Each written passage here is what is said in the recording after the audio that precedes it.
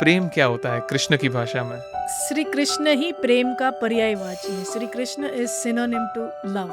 Love is in pining. किसी के साथ ना होकर उसके बारे में सोचना वो जितना इंटेंस हो सकता है ना, वो उसके साथ रहने में वो इंटेंसिटी नहीं मिल सकती। मिले नहीं पर फिर भी एक दूसरे के साथ इतने अभिन्न है कि आज हर गांव में, हर शहर में मंदिर राधा जी के साथ बने हैं। कोई रुक्मिणी जी के साथ मंदिर नहीं मिलता। Krishna in 5 avatars, as a child, as a lover, as a friend, as a strategist और एज अ गुरु। अर्जुन के सारथी बने, द्रौपदी का चीरहरण में उसकी मदद की, सुदामा का सम्मान बचाया। तो हम आज के युग में श्री कृष्ण कैसे बन सकते हैं किसी के? श्री कृष्ण ने सुदामा जी को दिया, उससे ज्यादा किस डिग्निटी से दिया वो इम्पोर्टेंट है। मैंने सुदामा को दिया तो सुदामा को भी पता नहीं चलना चाहिए कि उसको देने वाला कौन है, क्योंकि उसका सेल्फ रिस्पेक्ट बना रहेगा। इतनी भीड़ भाड़ में सच्चा दोस्त कैसे पहचाने? कृष्णा एज अ स्ट्रेटेजिस्ट, जिसने युद्ध में व्यूह रचनाएं रची। श्री कृष्ण का रोल एक आर्मी जनरल का रोल था। जब शस्त्र उठाकर किसी ओपोनेंट के सामने लड़ रहे होते हो ना, तब तुम इतने नैरो माइंडेड हो जाते हो, तुम दूसरे से भूल जाते हो। श्री कृष्ण का निशस्त्र रहना was a very strategic move. Krishna ने कभी स्वयं उसने शस्त्र नहीं उठाया, फिर भी उसने युद्ध का रुख बदल दिया बहुत सारी चीज़ों से। तो आप क्या मानते हैं कि उसमें से कुछ छल भी थे, या फिर धर्म को जारी रखने के लिए कभी कभी अधर्म का उपयोग करना भी जायज़ है? सत्य बोल के जब तक धर्म की रक्षा होती है तब तक सत्य बोला जाए, लेकिन असत्य बोलकर भी अगर धर्म की रक्षा होती है तो श्री कृष्ण पीछे नहीं हटते। धर्म और अधर्म क्या होता है और कैसे पहचाने कृष्णा एज अ गुरु? तो क्या कृष्ण अर्जुन के गुरु थे या फिर मित्र? आज के ज़माने में लोग हाथ गंदे नहीं करते, क्यों? क्योंकि मेरे साथ कुछ नहीं हो रहा है। क्या वो धार्मिक है, अधार्मिक है?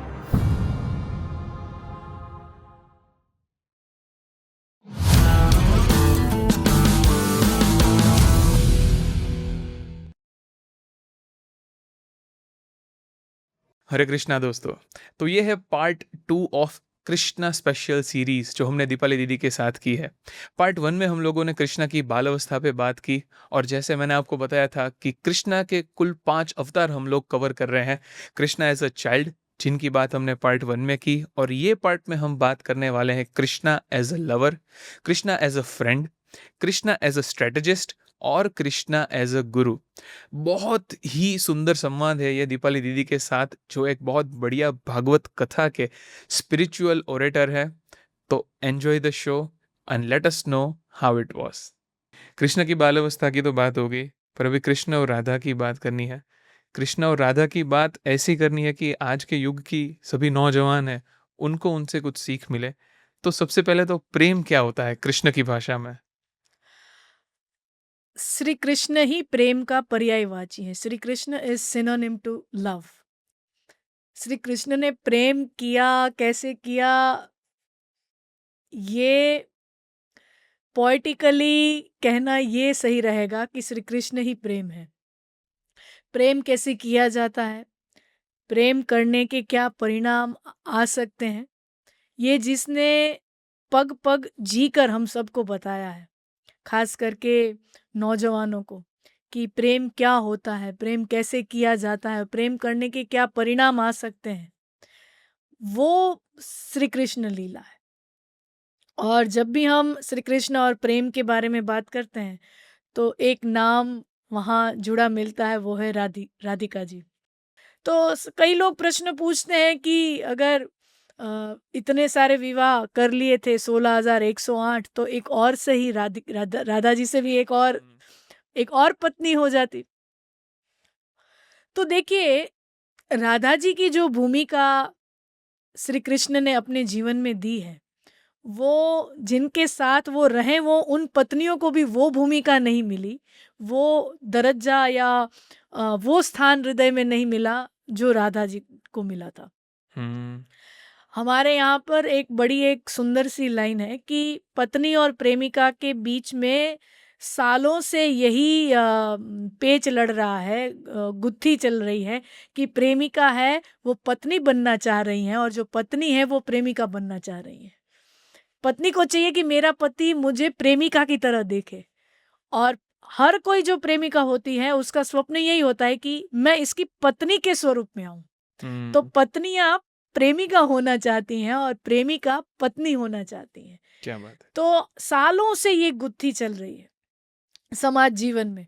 पर जो राधा जी को जो दरज्जा मिला, जो हृदय में स्थान मिला, वो तो उन पत्नियों को भी नहीं मिला। और प्रेम का अ, सामाजिक दृष्टि से उसका मूल्य हो ना हो, लेकिन व्यक्तिगत जीवन में सबने अनुभव किया हो सकता है कि विवाह तो एक दायित्व के रूप में भी व्यक्ति निभा ले, पर प्रेम एक बड़ा ही स्वैच्छिक क्रिया है जो व्यक्ति अपने हृदय से करता है। ना उसको एक जवाबदारी की तरह, ना उसको एक रिस्पॉन्सिबिलिटी। कोई कोई दुनिया में आज तक किसी ने किसी को रिस्पॉन्सिबिलिटी की तरह कि ये इसको प्यार करना मेरी ड्यूटी है, हम्म। ऐसा करके प्यार नहीं किया होता। प्रेम तो स्वतः होता है कि मैं तो नहीं करना चाहता फिर भी हुए ही जा रहा है। किसी की अनबन हो किसी पत्नी के साथ, पति के साथ, तो भी as a part of societal duty कोई निभा लेता है, लेकिन प्यार ड्यूटी नहीं होता। तो यही प्रेम की ब्यूटी है कि वो ड्यूटी नहीं है। क्या बात है। तो श्री राधा जी और श्री कृष्ण का जो संबंध है उसकी ब्यूटी ही वही है कि वहां पर कोई ड्यूटी नहीं है। हम्म। फिर भी और संबंध की गरिमा देखो। आज तो मैं काफी नौजवानों को यही बात बोलना चाहती हूँ कि देखिए, श्री कृष्ण गोकुल छोड़कर गए और वहां पर ऐसा बोल के गए कि मैं वापस आऊंगा। वचन यही, और हर कोई जाने वाला यही बोलकर जाता है ना, वरना पीछे छूट जाने वाले कैसे अपने आप को संभाल पाएंगे। तो हर कोई जाने वाला यही बोल के जाता है कि मैं आऊंगा। कथा है भागवत में, श्री कृष्ण जाते हैं और बता के जाते हैं मैं वापस आऊंगा, लेकिन हम कथा जानते हैं श्री कृष्ण लौट कर कभी ब्रज में आए नहीं है। तो सोचिए, जो पीछे रह गया उनकी मनोस्थिति, उनकी मेंटल स्टेट क्या होगी। उसने मेरे को चीट किया, उसने मेरे को ये किया, उसने मेरे को वो किया, और समझो वो इंसान फिर बड़ा कहीं का राजा बन गया, कोई बड़ा सेलिब्रिटी बन गया, कोई बड़ा पब्लिक फिगर बन गया। तो आज की जनरेशन में हम क्या देखते हैं?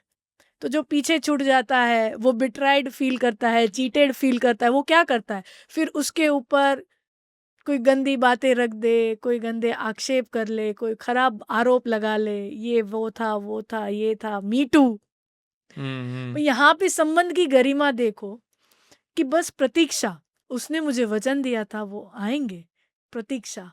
ना कोई अपेक्षा ही नहीं है, कोई एक्सपेक्टेशन नहीं है आने की, बस प्रतीक्षा में प्रेम का आनंद है।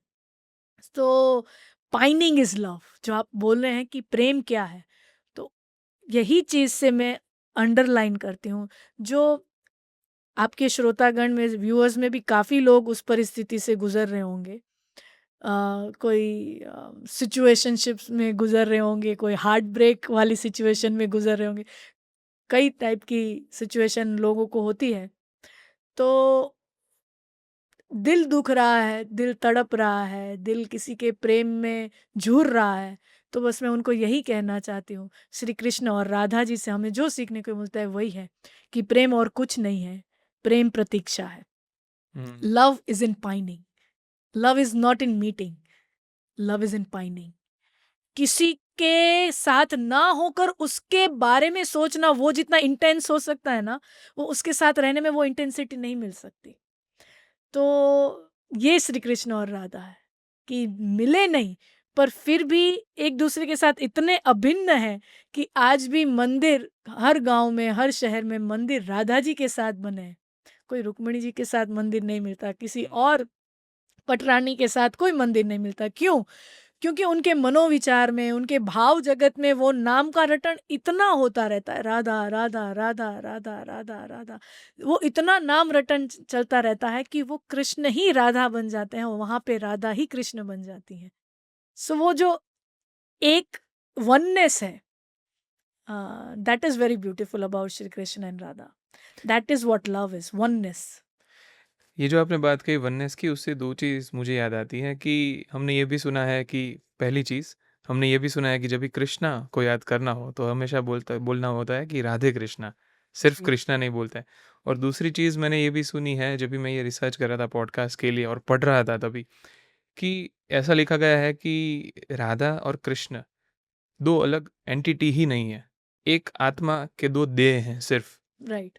तो वही विवाह के लिए दो हस्तमेलाप करेंगे तो एक के हाथ के ऊपर दूसरे का हाथ आएगा, दो व्यक्ति चाहिए। तो यहाँ पर अगर दो हैं ही नहीं, तो विवाह की दो जरूरत। दो जिस्म एक जान जो है, one soul is living in two bodies, तो वहां पर विवाह का प्रश्न ही नहीं उठता है।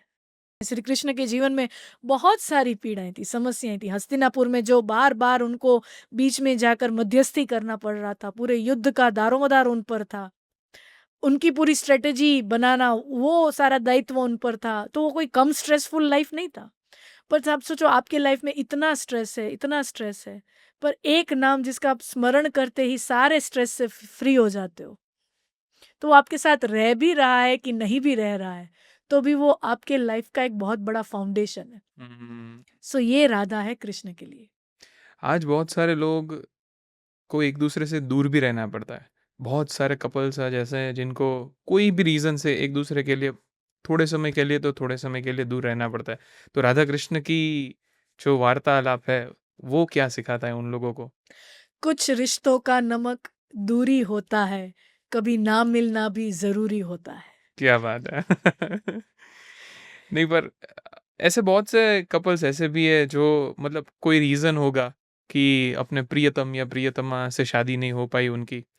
तो क्या कृष्ण और राधा, जैसे हमने बोला, एक जान के दो देह हैं बेसिकली, तो क्या आज भी ऐसा 21st सेंचुरी में ज़माना जो बदल रहा है, तो क्या ये प्रैक्टिकली पॉसिबल भी है कि अगर आप किसी से प्यार कर रहे हो, आपकी शादी नहीं हो रही? मैं तो हमेशा, आजकल लोग जो डेट कर रहे होते हैं, मैं तो बड़ा खुश होती हूँ कि लोग डेट करते हैं, फिर अपने विवाह के बारे में डिसीजन लेते हैं। एक दो साल तो आपको देखना चाहिए कि मेरा वाइब मैच हो रहा है, मेरे विचार मैच हो रहे हैं, मेरे आचार विचार, मेरी आदतें, दोनों कितना एक दूसरे को टॉलरेट कर सकते हैं। एक दो साल डेट करें, अच्छी बात है। मैं उन सबको बोलती हूँ कि कुछ भी करके, अगर नेचुरली दूरी नहीं बन रही है तो आर्टिफिशियली कुछ बीच में लाकर, ऐसा तो बीच में ऐसा थोड़ा पीरियड लाना चाहिए कि जिसमें आप थोड़ा कांटेक्ट में ना रहें, मिले नहीं कुछ महीने, 4-6 महीने बात ना करें, मिले नहीं, आपको पता चलेगा कि मुझे ये सही में इंसान कितना चाहिए। हम्म।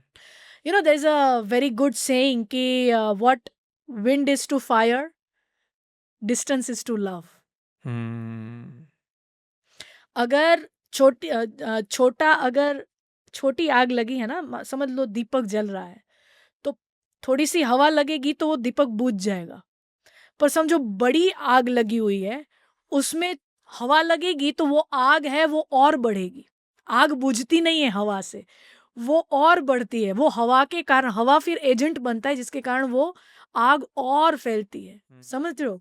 जो जो पवन होता है, हवा होती है, वो छोटे से दीपक को बुझा देती है, लेकिन वही पवन बड़ी आग को और बड़ा बना देती है। ऐसे जो डिस्टेंस होता है, वो कम प्यार को बुझा देती है, और वही डिस्टेंस जो अगर बड़ा इंटेंस प्यार है तो उसको और बड़ा कर देती है, उसको और इंटेंस कर देती है।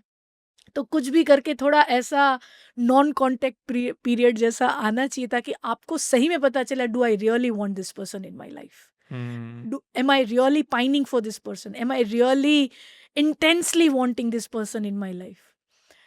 और अगर आपकी फीलिंग्स कमजोर होंगी तो समझ लेना, आप 4-6 महीने किसी से बात नहीं करोगे, उनका हैंगओवर आपके मन से उतर जाएगा, आपका मन दूसरे लोगों में लगने लगेगा। So that's a very good test for your love relationship. प्रेम बड़ा अद्भुत है, पता है, हमको ऐसा लगता है, हर पीढ़ी को लगता है कि प्रेम हमारे ज़माने में ही होता था। अभी के जो बच्चे होते हैं उनमें प्रेम नहीं होता। आपके माँ बाप, हमारे माँ बाप, उनको यही लगता है प्रेम जो हमारे ज़मानों में होता था वही प्रेम होता था। आज के बच्चे तो ये सब छोटी मोटी घटनाएं, इन लोगों को प्रेम का पता ही नहीं है।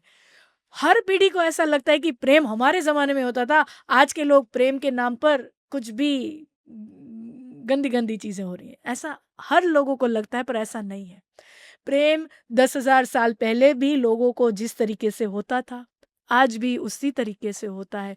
इमोशन सेम फीलिंग होता है। हाँ, आजकल हमारे पास ऑप्शंस बहुत है, इसीलिए क्या है, हम एक से लगे पड़े रहते हैं। 1-2 घंटा यहाँ पे बात की, दूसरे 2 घंटे वहाँ पे बात की, हमारा मन चंचल हो जाता है। लेकिन वो प्रेम नहीं है ना, वो तो आप प्रेम की परिभाषा बदल दी आप है। दूसरी लीलाएं कर रहे हैं, वो अलग बात है।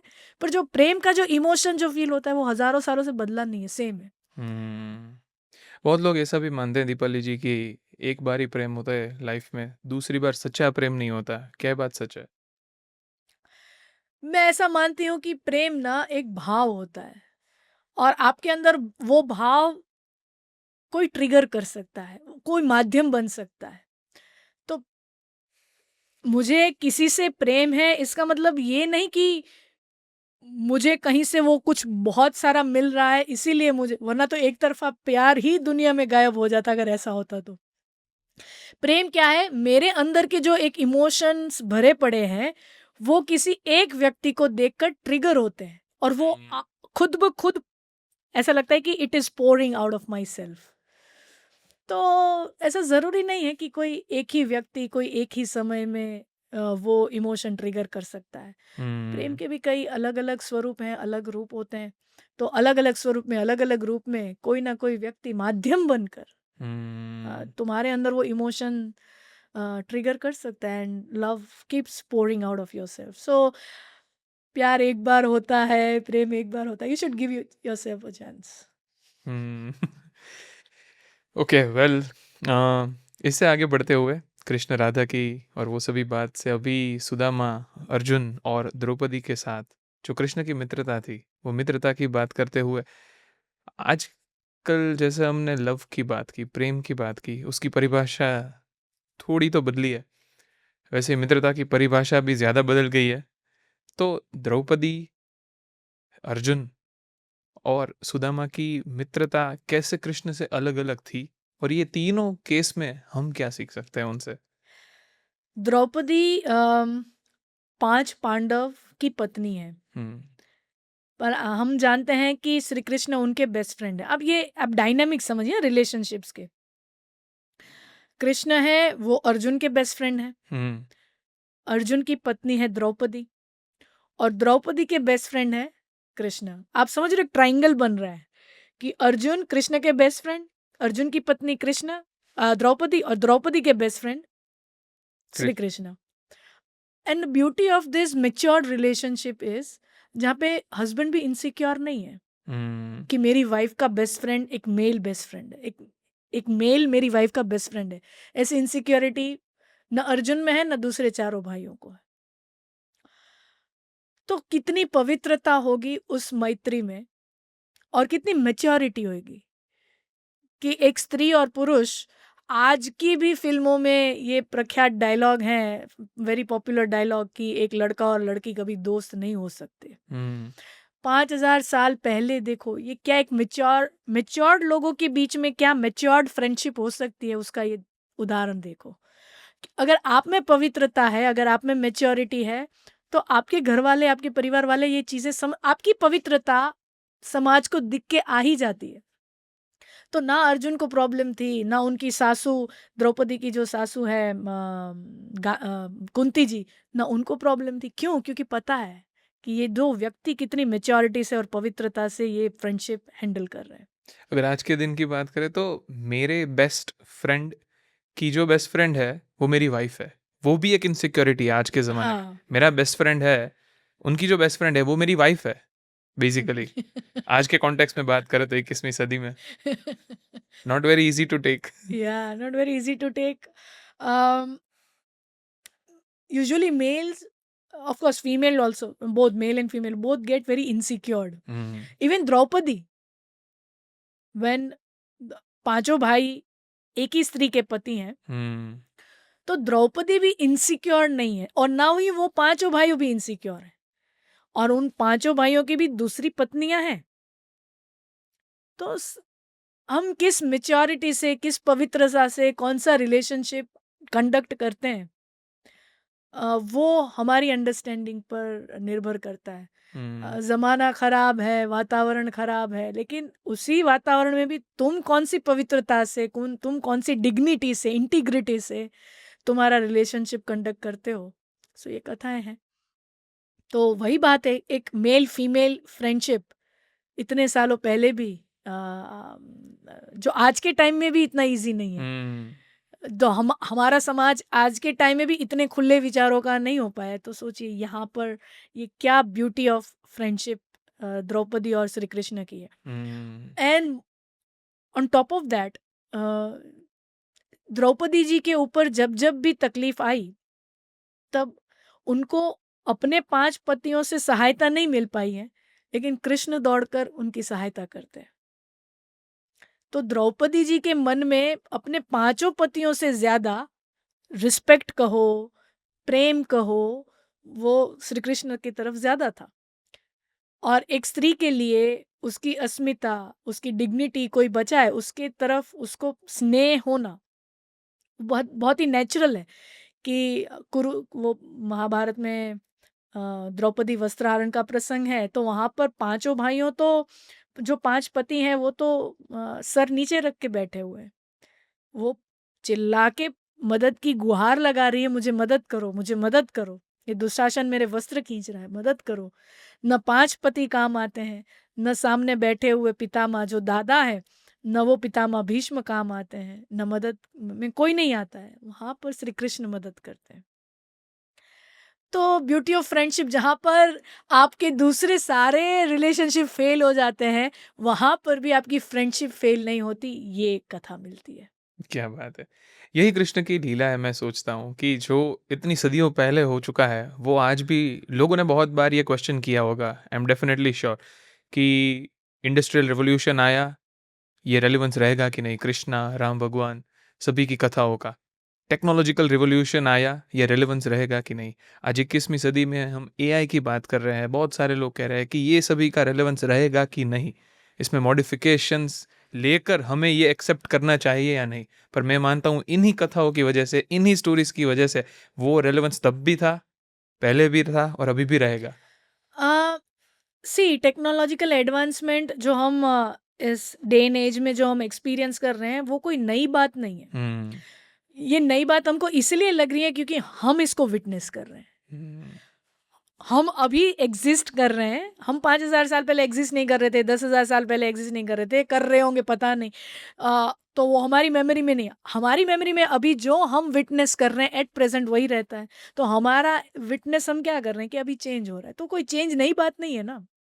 लोग पहाड़ों में रहते थे पाषाण युग में, वहां से लेकर सबसे बड़ा, सबसे पहली बार लकड़े का पहिया बना था, एक बड़ा रिवॉल्यूशन था। Human life changed out of that. Then अग्नि की शोध हुई, बड़ी चेंज आई कि लोग कच्चा जो खुराक खा रहे थे उसे पकाकर खाने लगे। हुँ। एक ह्यूमन सिविलाइजेशन पूरा चेंज हो गया। और आज एआई भी आ जाएगा, उसके बाद भी वो चीजें सेम ही रहेगी। आप बोलते हो सोशल मीडिया, उसके आने से तो मुझे लगता है कि चीजें और ज्यादा ट्रिगर होती हैं। हुँ। जो हमारे मनोभाव हैं, जो हमारे विचार हैं, वो तो और ज्यादा ट्रिगर होते हैं। सो ये चीजें कभी नहीं बदलने वाली। आज भी हमें हमारे मन को संयमित रखने के लिए, हमें हमारे मन को कंट्रोल करने के लिए कुछ इंस्पिरेशन की जरूरत जो पहले थी तो आज भी है। हुँ। जब मैं अपना आपा खो बैठूं तो मुझे क्या करना चाहिए, तो वो इंस्पिरेशन कहाँ से मिलेगी? वही इंस्पिरेशन तो श्री राम से मिलेगी, श्री कृष्ण से मिलेगी। कि मेरे जीवन में अगर मैं थोड़ा दुखी हूँ, निराश हूँ, डिप्रेस्ड हूँ, तो देखो श्री राम, उनके लाइफ में वो तो राजा के बेटे थे। मैं तो एक सामान्य घर का, एक सामान्य मिडिल क्लास का लड़का हूँ, लड़की हूँ। वो तो राजा के बेटे थे, उनके घर में इतनी चैलेंज आई, फिर भी वो हारे नहीं, थके नहीं, फिर भी उन्होंने वो किया। एक सामान्य वनवासी की तरह जंगल में भटके, 14 साल वहां पर बिताया, और फिर जो भी चैलेंजेस आए उनको ओवरकम किया। तो मेरे पास तो रहने की छत है, मैं तो अपने एक अच्छे से पंखे वाले, एसी वाले घर में रह रहा हूँ। Why should I be sad, why should I be depressed? True. So ये इंस्पिरेशन, जहाँ पे भी मुझे थोड़ा गम है, तकलीफ है, ये जो फिगर्स हैं, श्री राम, श्री कृष्ण, यहीं से हमें इंस्पिरेशन मिलेगी। हुँ। पर अगेन कमिंग बैक टू जो हम फ्रेंडशिप की बात कर रहे थे, तो आपने बताया कि सुदामा या फिर अर्जुन हो या फिर द्रौपदी को जैसे कृष्ण ने मदद की, तो एक कृष्ण ने अपने हर मित्र को अलग-अलग तरह से मदद की है। जैसे अर्जुन के सारथी बने, द्रौपदी का चीरहरण में उसकी मदद की, सुदामा का सम्मान बचाया। तो हम आज के युग में श्री कृष्ण कैसे बन सकते हैं किसी के? आपने बहुत अच्छी बात रखी यहाँ पे। आपने बात रखी यहाँ पे अर्जुन की, आपने बात रखी यहाँ पे सुदामा की, लेकिन आप ये जगह भूल जा रहे हैं, दुर्योधन को भूल जा रहे हैं। हुँ। दुर्योधन और श्री कृष्ण वैसे एक फैमिली रिलेशनशिप भी बनता है उनका, और वैसे एक मित्रता का भी संबंध है। फैमिली रिलेशनशिप ऐसे बनता है कि दुर्योधन की जो बेटी है वो श्री कृष्ण के बेटे के साथ उनका विवाह हुआ है। सो श्री कृष्ण और दुर्योधन समधी हैं। तो श्री कृष्ण इतना इक्वली मदद करते हैं सबको कि अर्जुन को मदद किया, द्रौपदी को मदद किया, सुदामा जी को मदद किया, वो तो बहुत ही स्वाभाविक है। दुर्योधन अधर्म में है, खराब पक्ष में है, अधर्मी है, वो सब जानते हुए भी, लेकिन कुछ संबंध मेरा उनसे भी है, मेरा कुछ दायित्व वहां भी बनता है। तो भगवान श्री कृष्ण वहां पे भी अपनी ड्यूटी चूकते नहीं है, अपनी फ्रेंडशिप को निभाना चूकते नहीं है। वहां पे भी एक थोड़ा इक्वालिटी रखते हैं कि मैं 2 ऑप्शन रखता हूँ, तुम दोनों को एक एक चीज देता हूँ, तुम दोनों में से जो चॉइस करे। तो हम सब जानते हैं कि श्री कृष्ण ने निशस्त्र श्री कृष्ण का वर्ण किया, और लेकिन तो दुर्योधन को भी कुछ दिया ना। एक अक्षौणी नारायणी सेना, अपने जान से भी प्यारी जो यादवी सेना थी, एक अक्षौणी सेना दुर्योधन को भी भेंट की। और अगर मैं सुदामा की भी बात करूं तो आप देखिए, ये भी हमें सीखने की जरूरत है। श्री कृष्ण ने सुदामा की मदद की, वो मेरी दृष्टि में बहुत ही साधारण बात है। अब समझो, बहुत बड़ा इंडस्ट्रियलिस्ट है कोई, जिसके पास पैसे की गिनती ही नहीं है, उतना पैसा है उसके पास।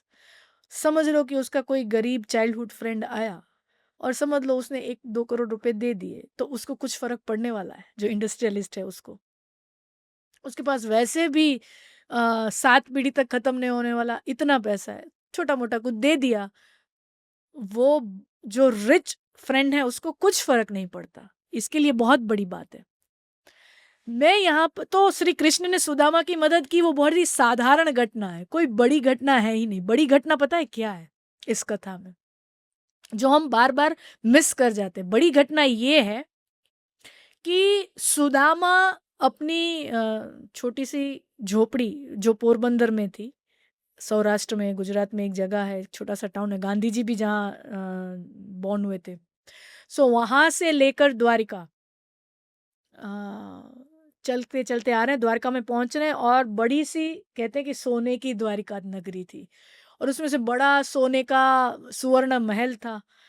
और वो देख रहे हैं तो भी सुदामा के मन में ऐसा नहीं आ रहा कि यार, पढ़ते तो हम दोनों साथ में ही थे, मेरा तो लंगोटिया याद था, ये कहाँ पहुंच गया, मैं यहीं का रह गया। ईर्ष्या नहीं हुई। पता, बड़ी चीज ये है, बड़ी चीज श्री कृष्ण ने सुदामा की मदद की, बहुत साधारण घटना है। मेरे पास बहुत सारा कुछ हो जाता है ना, तो मैं किसी को कुछ थोड़ा सा दे दूं, इट्स गुड। बट वो इतनी बड़ी बात नहीं है जितनी बड़ी बात सुदामा के मन में कोई ईर्ष्या का भाव नहीं आता, यार मेरे साथ ही तो था, कहाँ पहुंच गया। आज हम ये नहीं देखते हैं। आज की जो फ्रेंडशिप में जो जो चीज लैकिंग है वो ये है कि हम एक समय पे एक साथ पढ़ने लिखने वाले, एक साथ उठने बैठने वाले, एक अपने टैलेंट की वजह से, हुनर की वजह से कहीं मोह पहुंच गया, हम वहीं के वहीं रह गए, तो वो जो खुन्नस रहती है, ईर्ष्या रहती है, फिर बातें बनाते हैं, अरे वो तो ऐसा है, तुमको पता नहीं है, वो तो ऐसे कर, वो जो चीज आज लैकिंग है, that is what Krishna Sudama friendship is. एक बात इसमें ऐड भी करना चाहूँगा, जो आपने बताया कि जो जेलसी का पार्ट है, जो खुन्नस का पार्ट है, बहुत से लोग आज ये महसूस करते हैं, पर कहीं न कहीं अंदर झाँक के उसको एक्सेप्ट नहीं कर सकते। या बहुत से लोग जैसे साथ में पढ़ते हैं, आगे बढ़ गया कोई, तो उनको रियलाइज़ नहीं होता, पर अंदर ही अंदर ये चीज़ खाए जाती है। ट्रू, पर कभी खुद एड्रेस भी नहीं करते, शायद करना भी नहीं चाहते, शायद हिम्मत भी नहीं है, पर एक्सेप्टेंस नहीं है, जैसे आपने बोला। राइट। और श्री कृष्ण ने सुदामा जी को दिया, उससे ज्यादा जो इम्पोर्टेंट चीज है, किस तरह से दिया। हुँ। आज जो सोशल मीडिया के डे एंड एज में जो हम देखते हैं ना कि देते टाइम हम देता एक छोटे से पार्ले जी का बिस्किट का पैकेट है, लेकिन 4-5 कैमरा ऐसे लगा दिए होते हैं, और फिर वो फोटो ऐसे जाते हैं, वीडियो ऐसे जाते हैं, एक 4 रुपए का पार्ले जी का पैकेट हम किसी को खिला रहे हैं, और उसका उसका प्रचार प्रसार हम इतना कर देते हैं। श्री कृष्ण ने सुदामा जी को दिया, उससे ज्यादा किस डिग्निटी से दिया वो इम्पोर्टेंट है। मैंने सुदामा को दिया तो सुदामा को भी पता नहीं चलना चाहिए कि उसको जहाँ से मिला है उसको देने वाला कौन है, उसको जो ये सब मिला है वो सब देने वाला कौन है, वो उसको भी नहीं पता चलना चाहिए उस डिग्नी के साथ। क्यों? क्योंकि उसका सेल्फ रिस्पेक्ट बना रहेगा। हम्म। तो आप जब भी किसी से किसी की मदद करें ऑफ गुड इंटेंशन, तो हमें ये बात भी ध्यान रखनी चाहिए कि by my helping them out, am I not hurting their self respect in any manner. हमें वो ध्यान रखना चाहिए कि हम किसी की मदद करें बहुत ही अच्छी उम्दा भावना से, लेकिन अपनी मदद करने के तरीके में उनकी सेल्फ रिस्पेक्ट, उनकी खुददारी, उसको हर्ट नहीं होना चाहिए। तो ये बड़ी चीज़ है। गरीब है उनसे ज़्यादा गरीब फ़ील करवाते हैं ये करके लोग। कुछ भी लैकिंग हो सकता है ना। हुँ। आप समझो कोई फिजिकली चैलेंज्ड कोई व्यक्ति है, आप उसकी मदद तो कर रहे हो, लेकिन हुँ। आप उसको साथ ये भी फील करा दे रहे हो कि तू फिजिकली चैलेंज्ड चैलेंज्ड है। है। बहुत तो अच्छी बात। आप उसको मद हेल्प, कोई पैसे की हेल्प हो नहीं, हर हर टाइप की हेल्प हुँ, हो सकती है हुँ, ना। हुँ। आप किसी को पढ़ा रहे हो तो आप विद्या का दान दे रहे हो, किसी की कुछ मदद कर रहे हो तो श्रम दान दे रहे हो, किसी को पास कपड़े नहीं है तो वस्त्र दान दे रहे हो, किसी के अन्न नहीं है तो अन्न दान दे रहे हो, पैसे नहीं है तो पैसों का दान दे रहे हो। तो मदद तो कई प्रकारों से हो सकती है। समझ लो मैं विद्या दान कर रही हूँ, लेकिन मैं सामने वाला जो मेरा मित्र मेरे से पढ़ने आया है, मैं उसको पढ़ा तो रही हूँ, मतलब आई एम हेल्पिंग देम, हुँ। पर साथ साथ में मैं उनको इतना ऐसा रियलाइज करा देती हूँ कि तुम बहुत डम्ब हो, तुम बहुत बुद्धू हो, तो this is not helping him out, hmm. You are hurting their self respect. तो आप किसी को विद्या दान दे रहे हो ये रियलाइज करवा के कि तुम बुद्धू हो, it's that serves no purpose. तो यही श्री कृष्ण और सुदामा की दोनों तरफ से, श्री कृष्ण की तरफ से जो सीखने का है वो भी मैंने आपको हाईलाइट किया, और सुदामा की तरफ से जो पीछे रह जाते हैं थोड़ा, हुँ। उनकी तरफ से जो सीखने का था वो भी हमने बात की। आपने बताया श्री कृष्ण कैसे बने। अभी मैं ये पूछना चाहूँगा कि आज की भीड़-भाड़ में इतने सारे लोगों के बीच में एक बहुत ही अच्छा ऑनलाइन अभी इसके रिसर्च के टाइम मैंने सुना था कि एक एक्टर है, उन्होंने इंस्टाग्राम पे बोला था कि दोस्त तो कुछ ही होता है, बाकी तो भीड़ होती है। या आपने भी आई एम श्योर सुना होगा। दोस्त तो कुछ ही होते हैं, बाकी तो भीड़ होती है और अगर दोस्ती की है, तो फिर निभानी भी पड़ेगी, आपको भी और उनको भी। जी, तो इसी से मैं पूछना चाहूँगा कि इतनी भीड़-भाड़ में सच्चा दोस्त कैसे पहचानें? आजकल हम दोस्ती तो करते नहीं ना, आजकल तो हम लोग नेटवर्किंग करते हैं हुँ। कि मुझे किसके साथ उठने बैठने से मुझे क्या लाभ हो सकता है, तो उसकी किसकी गुड बुक्स में रहने से मुझे क्या फ़ायदा हो सकता है, कौन मेरे को नई अपॉर्चुनिटी सेटअप करवा सकता है। तो आजकल तो हम नेटवर्किंग करते हैं। अ, पर फिर भी इन इन नेटवर्किंग के ज़माने में भी वो थोड़ा एक प्रोफ़ेशनल लाइफ़ का एक पार्ट बन जाता है, ज़रूरी भी बन जाता है कभी।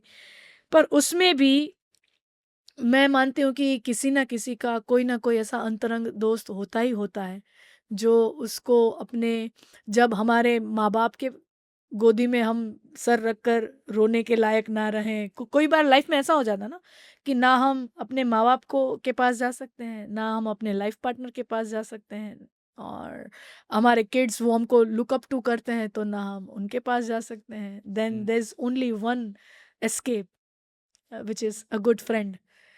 तो अच्छा मित्र बहुत ज़रूरी भी है और सबके पास ऐसा होता ही है। वो पता चल जाता है। या पर क्या आज के युवानों की मैं बात करूँ तो आपको लगता है आपका विचार जानना चाहूँगा कि मित्रता निभाने में कई लोग असमर्थ रहते हैं? Maybe because of the changing world और आई डोंट नो। नहीं, it's not about changing world. फिर आपकी परिभाषा क्या होती है? मेरे 10 मित्र हैं, उसमें से 5-7 लोग मेरे को ज़रूरत आने पर काम नहीं भी आए, पर ठीक है, तो वो मैं किसी के साथ उठ हम किसी के साथ उठते बैठते हैं, कभी थोड़ा पार्टी कर लिया, कभी जन्मदिन की खाना खा लिया, थोड़ा ये कर लिया, तो आप उस जिसके साथ आपने हँसी ठहाके लगा लिए, थोड़ा नाच-कूद कर लिया, वो ठीक है, वो तो आपके कलीग्स हुए, हुँ। एक्वेंटेंस हुए, वो जो भी हुआ। मित्र तो वो होता है, बात हो, ना हो, एक बैकबोन तुम्हारा सपोर्ट में रहता है। तो ऐसा ज़रूरी नहीं है कि आपको जहाँ से सेटबैक मिला या थोड़ा चीटिंग मिला, तो समझ लो वो मित्र था ही नहीं। At first place he was not your friend. Hmm तो मित्र से धोखा होता ही नहीं है मित्रता में। धोखा, इल्यूजन सिर्फ इस चीज का होता है कि मैं उसको मित्र मान रहा था, हम्म बाकी मित्रता में धोखा नहीं हो सकता। अगर धोखा है, यू मीन धोखा मित्रता मिले नहीं। मित्र उसको मानने में हो सकता है, हम्म पर मित्रता में धोखा नहीं हो सकता। Very true. मित्रता के बाद अगर कृष्ण का चौथा अवतार हम देखें दीपाली जी, तो कृष्णा एज अ स्ट्रेटजिस्ट, जिसने युद्ध में व्यूह रचनाएं रची। कहीं लोग उन्हें छल भी बोलेंगे, कहीं लोग उन्हें युक्ति भी बोलेंगे, तो उसकी मैं थोड़ी बात करना चाहूँगा। कृष्ण ने, क्योंकि कभी स्वयं उसने शस्त्र नहीं उठाया, फिर भी उसने युद्ध का रुख बदल दिया बहुत सारी चीज़ों से। तो आप क्या मानते हैं कि उसमें से कुछ छल भी थे, या फिर धर्म को जारी रखने के लिए कभी कभी अधर्म का उपयोग करना भी जायज़ है?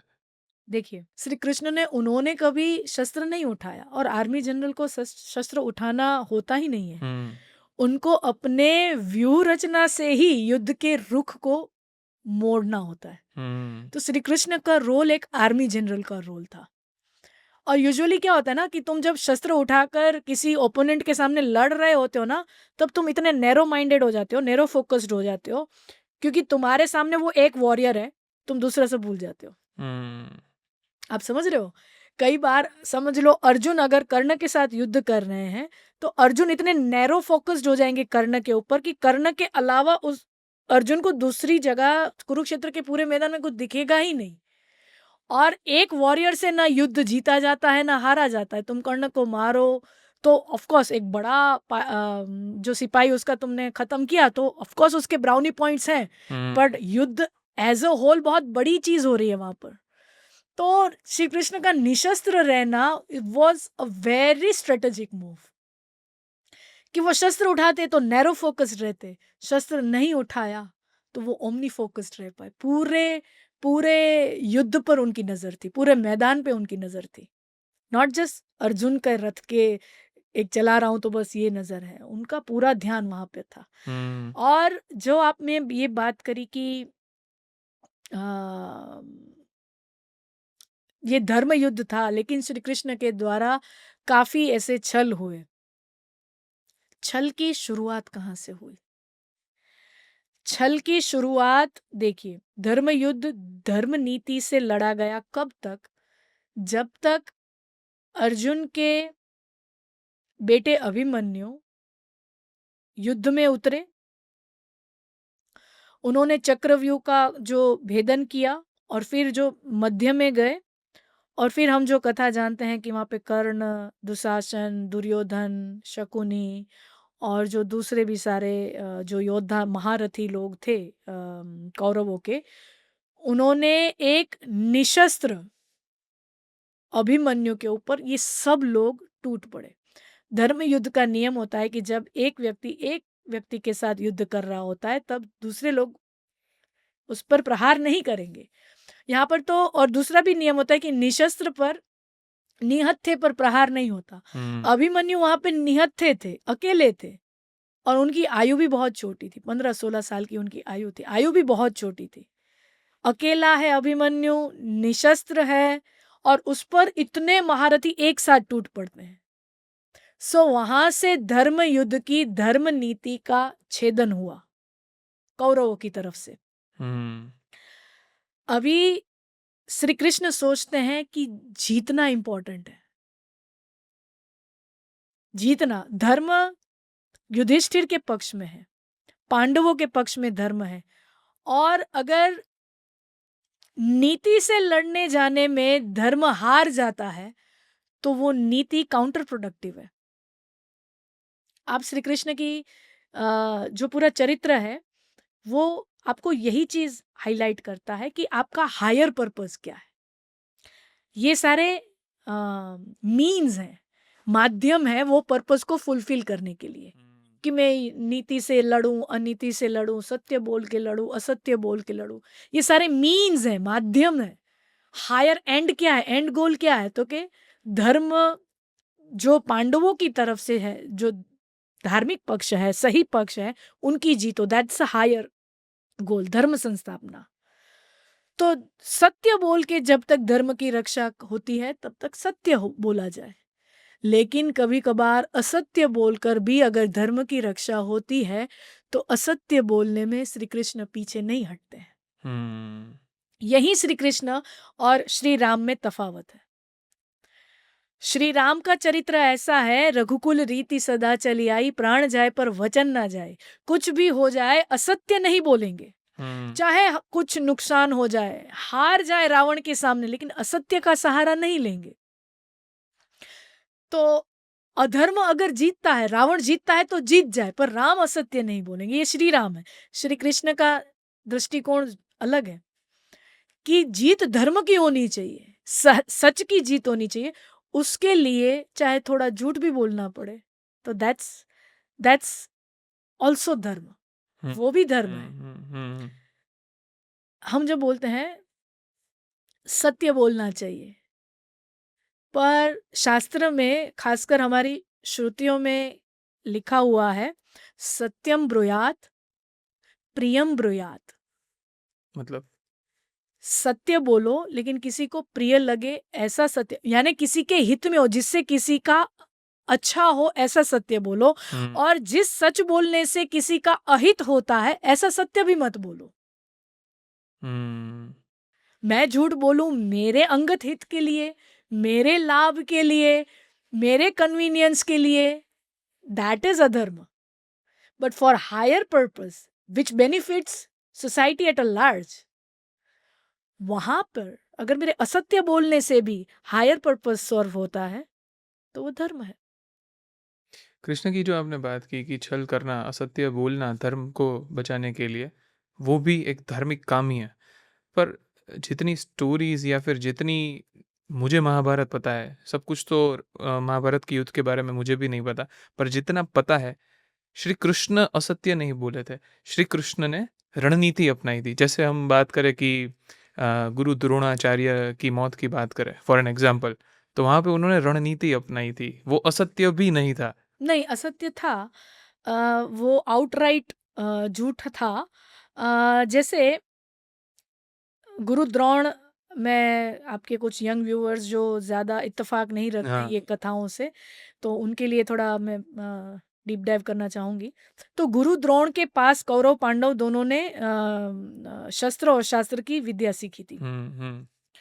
अब देखो, टीचर कितना भी सिखा ले, उसके पास कुछ एक्स्ट्रा होता ही है जो उसने अपने स्टूडेंट्स को नहीं दिया होता है। तो ऑफ कोर्स गुरु द्रोण वहां पर मौजूद है, वो लड़ रहे हैं और सामने पांडव हैं। तो जो गुरु द्रोण जिस फॉर्म में अपने युद्ध कौशल्य का प्रदर्शन कर रहे हैं, Pandavs are not matching up. They are not matching up with the जो स्किल सेट जो गुरु द्रोण की थी। Of course they are lacking. Shri Krishna स्थिति का ब्यौरा भांप लिया और उन्होंने समझ लिया कि अगर गुरु द्रोण को इस चेस की गेम से हटाया नहीं तो पूरा चेकमेट हो जाएगा। और गुरु द्रोण को युद्ध में हरा सके ऐसा कौशल्य, ऐसा स्किल सेट तो इन लोगों में नहीं है। तो जब स्किल सेट से नहीं लड़ सकते, तब किसी के इमोशंस को ट्रिगर करके उसको तुम हरा दो। अब इमोशंस, वॉर में इमोशंस कैसे लाओगे?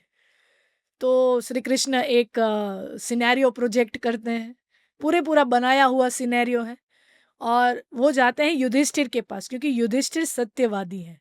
युधिष्ठिर चाह कर के भी असत्य, उनकी वाणी से असत्य निकलता ही नहीं। और युधिष्ठिर को देखो, आपको ये भी एक मैनेजर और ये भी एक स्ट्रेटेजिस्ट का, लीडर का गुण है। आपको कौन सा काम किससे करवाना है वो आपको पता होना चाहिए। वो काम श्री कृष्ण भीम के पास जाकर गए नहीं, नकुल सहदेव अर्जुन किसी के पास नहीं गए, किसके पास गए? युधिष्ठिर के पास। क्यों? क्योंकि युधिष्ठिर की एक ब्रांड थी सत्यवादी होने की, उनका रिकॉर्ड था कि ये इंसान झूठ नहीं बोलता। तो अगर युधिष्ठिर बोलते हैं अश्वत्थामा हतः, तो गुरु द्रोण मानेंगे, वरना तो युद्ध में, वॉर में तो अफवाहें फैलती हैं, उन पर कोई थोड़ी यकीन करेगा। तो आपको जो काम, स्ट्रेटजी एग्जीक्यूट करनी है, उसके लिए भी you have to find the right man for the right job. Hmm. That is also a task of a strategist. That's also a task of a leader.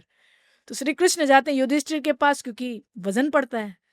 वहां पर बोले कि आपको झूठ बोलना पड़ेगा, अश्वत्थामा मर गए हैं, ताकि उनकी इमोशंस ट्रिगर हो और वो हार जाए। Hmm. युधिष्ठिर कहते मैं झूठ बोल ही नहीं सकता, बोलना पड़ेगा, जीतना है बोलना पड़ेगा, मैं झूठ बोल ही नहीं सकता। तो अभी बीच का रास्ता क्या निकालोगे? तो युद्ध में तो बड़े हथियार, तीर भाले ये सब उड़ता रहता है, धनुष बाण ये सब। तो वैसे ही कोई, अब युद्ध में कोई इंसान मरते हैं ऐसा थोड़ी, योद्धा ही मरते हैं।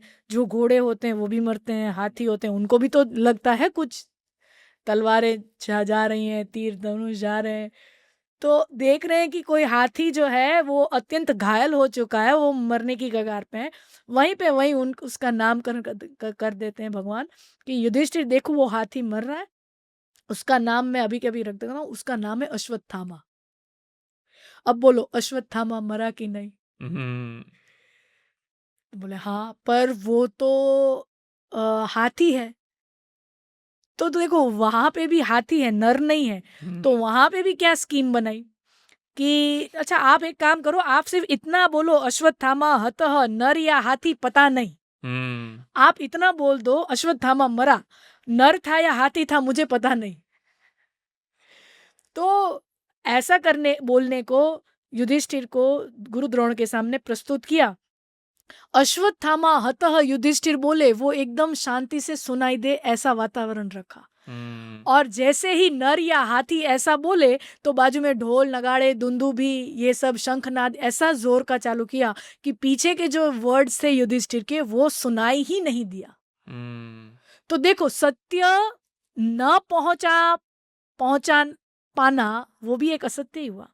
आप सत्य पहुंचने नहीं दे रहे हो किसी के पास, वो भी असत्य ही हुआ।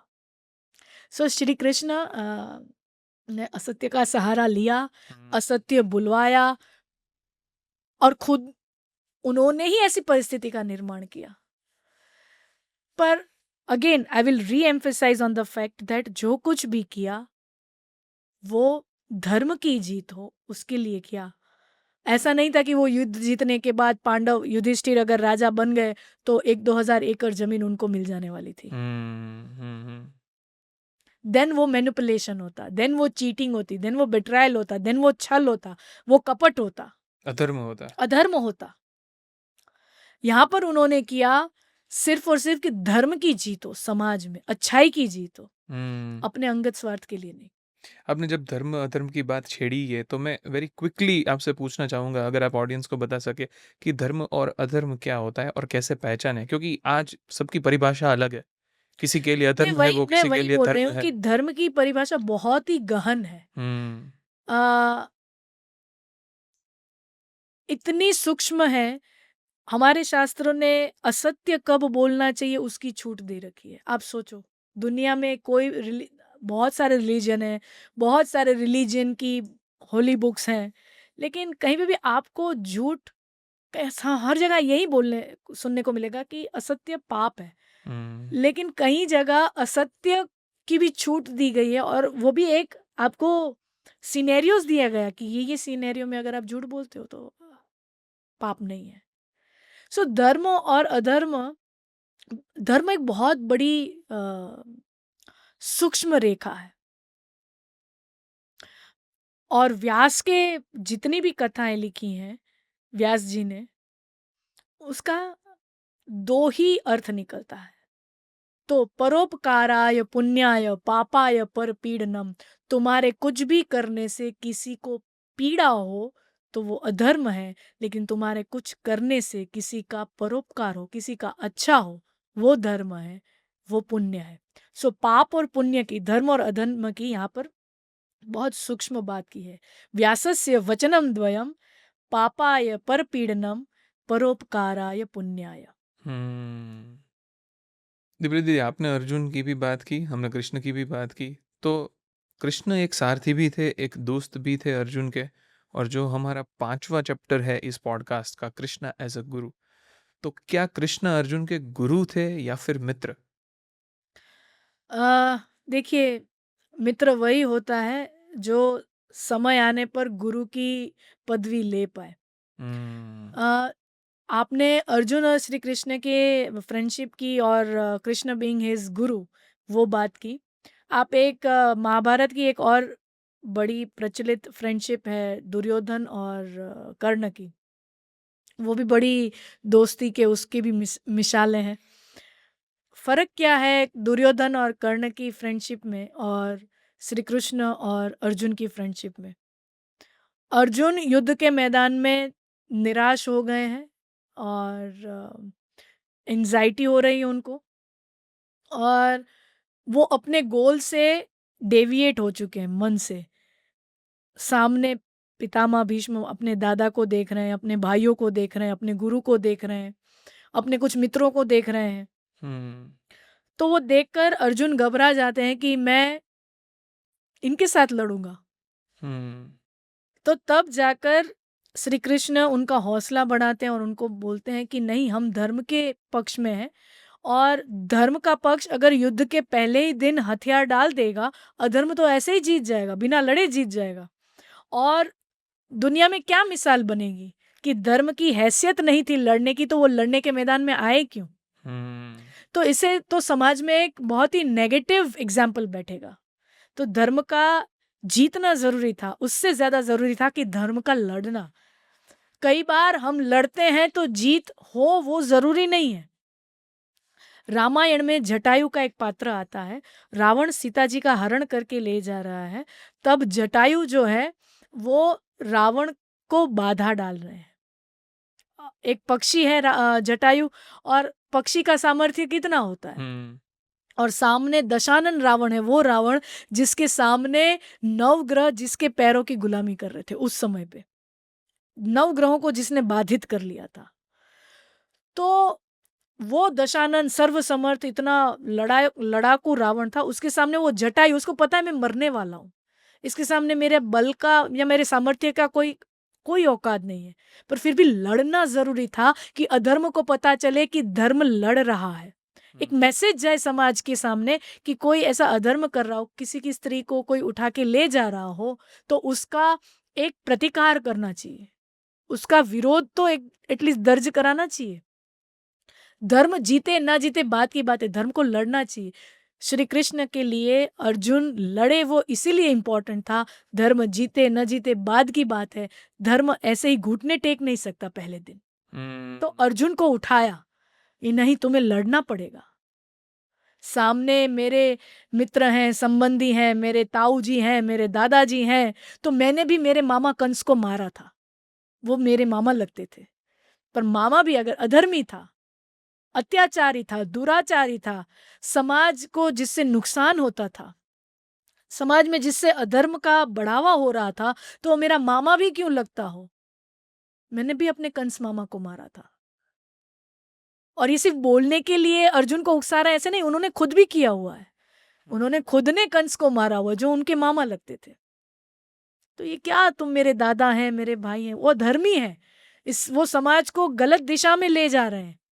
वो एक स्त्री को, एक एक राजा, एक राज परिवार के लोग, एक युवराज, राजकुमार, ये जो समाज के पब्लिक जो हाई फिगर्स हैं जिसको पब्लिक लुकअप टू करती है, हम्म।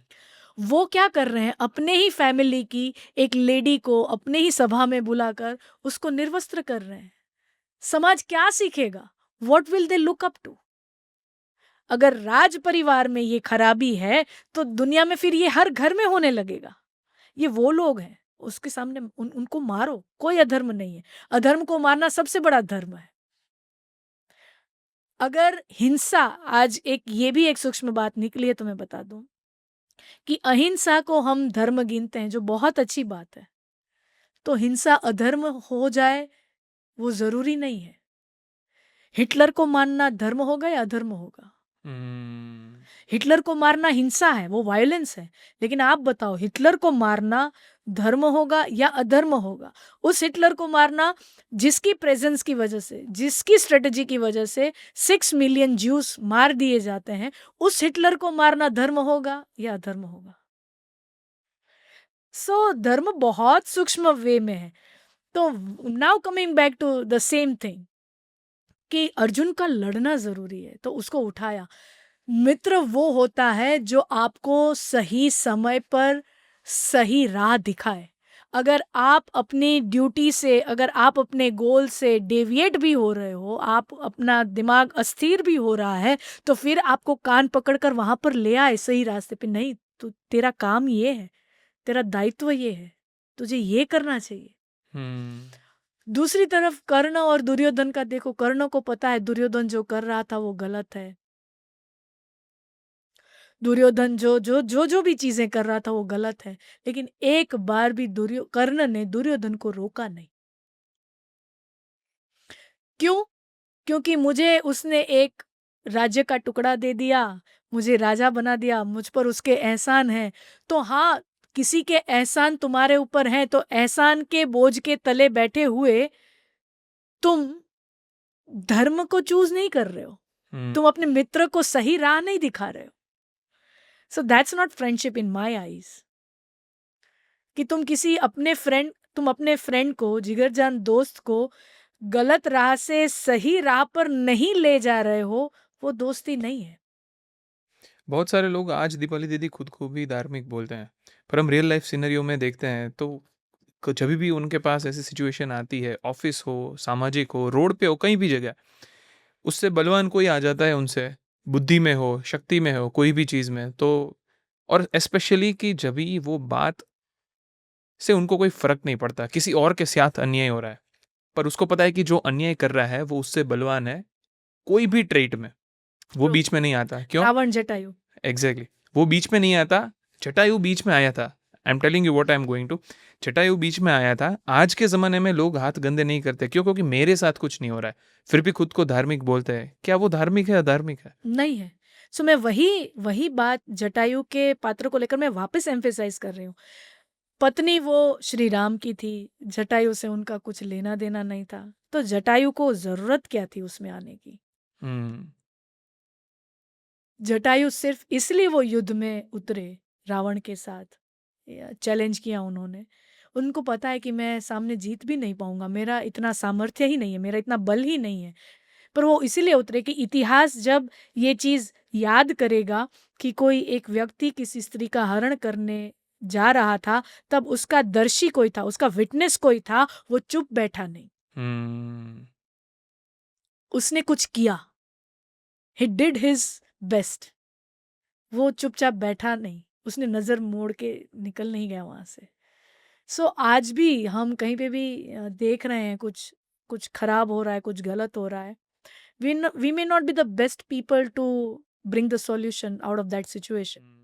हम हमारा सामर्थ्य ना हो शायद, ना अकल के मामले में, ना बुद्धि के मामले में, ना पैसे के मामले में, ना नेटवर्किंग के मामले में, अथॉरिटी के मामले में, हमारा उनसे कोई मैच ही ना हो।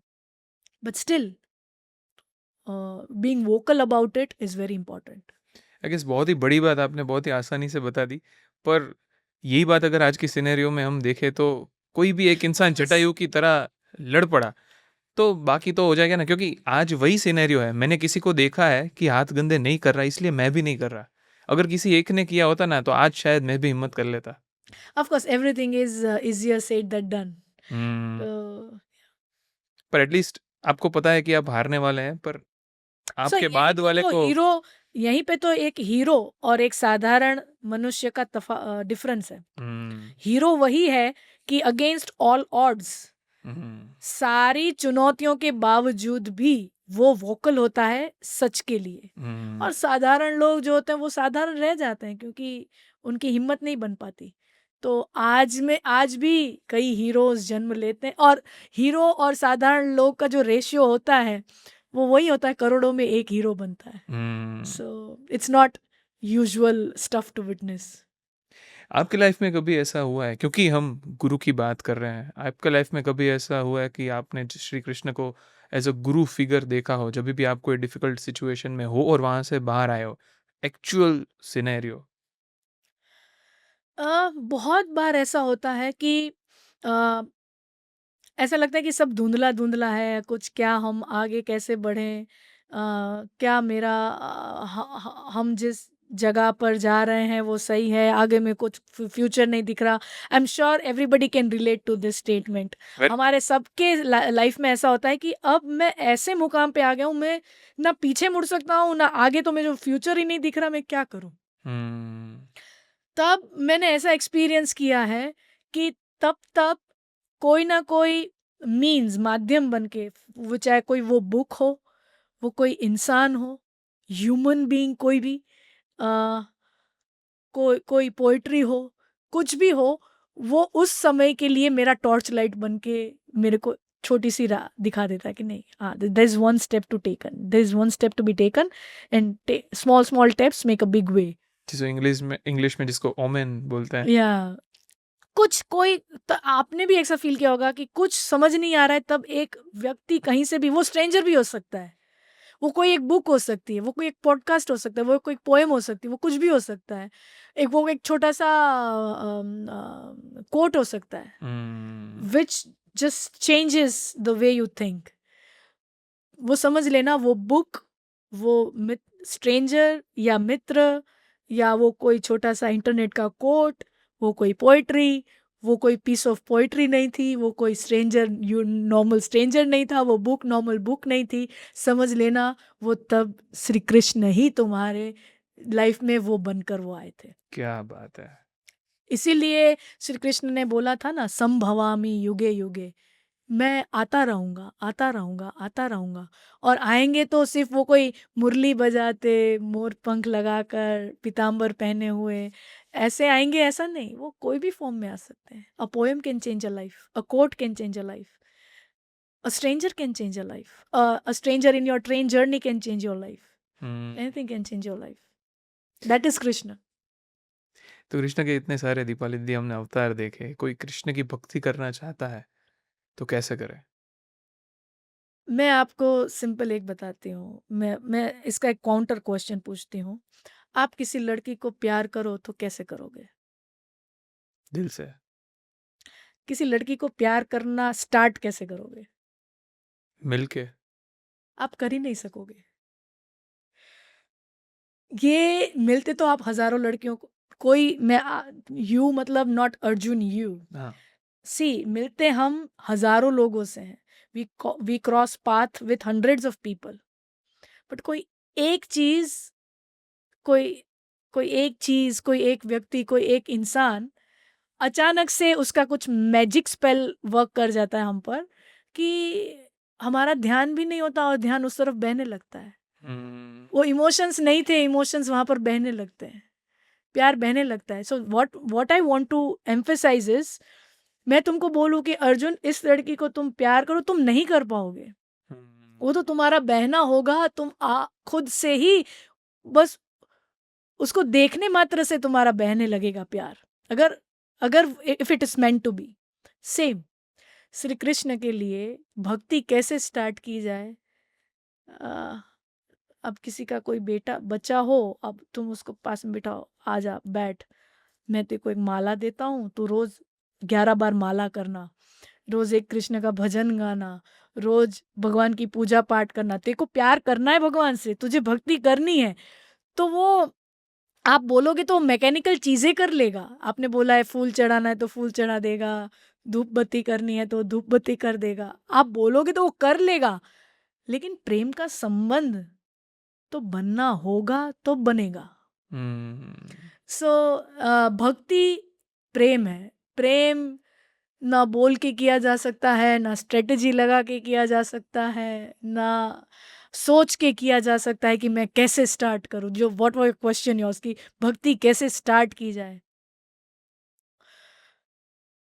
अगर हृदय में वो है तो सिर्फ मूर्ति को देखने मात्र से वो भाव बहने लगता है, और अगर नहीं है तो मंदिर में तुम हजारों बार जाओगे, घंटों घंटों बैठोगे, बैठ के प्रसाद खा के आ जाओगे, वो चीज नहीं है तो नहीं है।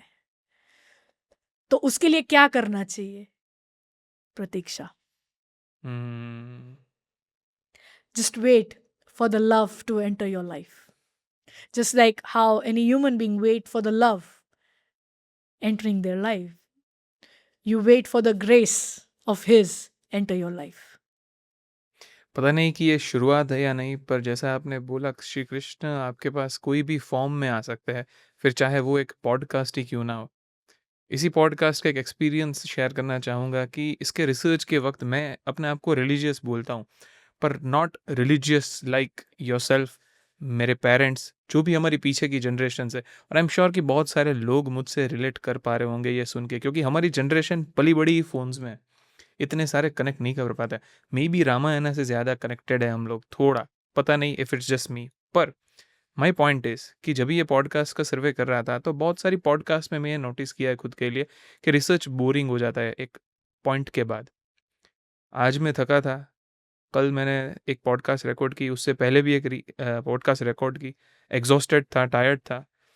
श्री कृष्ण का पहले इतना ज़्यादा मैंने कभी नहीं पढ़ा है, पर during the research of this podcast पता नहीं कैसे पर वो टायर्डनेस गायब हो रही थी। I am just not making up things, this is exactly what I felt. Yeah. और तभी मैंने डिसाइड किया मैं ये ड्यूरिंग द पॉडकास्ट से भी आपको ये पूछूंगा, एक पर्सनल जो मैंने फील किया, और शायद this is the starting point, और यहाँ से मैं कृष्ण को, महाभारत को और ज्यादा गहराई से समझना चाहूंगा। वो चरित्र ही इतना अनोखा है, वो व्यक्तित्व ही इतना अनोखा है कि आपको प्यार नहीं करना होगा, वो आपको उनके प्यार में पड़ जाने को मजबूर कर देंगे। He will compel you to fall in love with him. Hmm. जितना आप देखिए, ये होता है ना, पहली नज़र का प्यार। Someone crossed your path, you felt attracted, and then you start meeting them, you start dating them। जितना आप मिलोगे, बात करोगे, और ज़्यादा प्रेम बढ़ते जाएगा। Now this was your moment कि आपने रिसर्च किया, थोड़ा अट्रैक्शन हुआ। फिर आप जितना पढ़ते जाओगे, जितना उनको सुनते जाओगे, जितना उनके बारे में पढ़ते जाओगे, जिनके उनके बारे में सुनते जाओगे, this is your dating with Shri Krishna. उतना आपका प्यार, उतना आपका रिलेशनशिप श्री कृष्ण के साथ, यही भक्ति है। भक्ति ही प्रेम है। भक्ति इज नथिंग बट लव। वहां पर जैसे आप अपना रिलेशनशिप बिल्ड करते हो ओवर टाइम, भगवान के साथ भी रिलेशनशिप ओवर टाइम ऐसे ही बिल्ड होता है। Yeah, that is what love is, and this is your moment, and now you should start dating Krishna. पर this is not, again to the audience, I am not making this up, पर ये पहली बार ऐसा हुआ था कि कोई religious कार्य ऐसा था कि मुझे आंतरिक अनुभव कुछ अलग हुआ। कि आपने ये पूछा कि मुझे थकान नहीं हुई। श्री कृष्ण का कैरेक्टर ही ऐसा है, फुल ऑफ लव। और जहाँ पे प्यार होता है, वहाँ पर लेबर नहीं हो सकता ना। थकान लेबर में होगी। In love you never get tired, in labour you get tired. So यही डिफरेंस है। आई एम श्योर कि ये पॉडकास्ट की इतनी बातें सुन के लोगों को भी श्री कृष्ण के थोड़ा नज़दीक आ पाए ये जन्माष्टमी के उत्सव पर thank you so much Deepali दीदी, बहुत ही ज़्यादा मज़ा आया।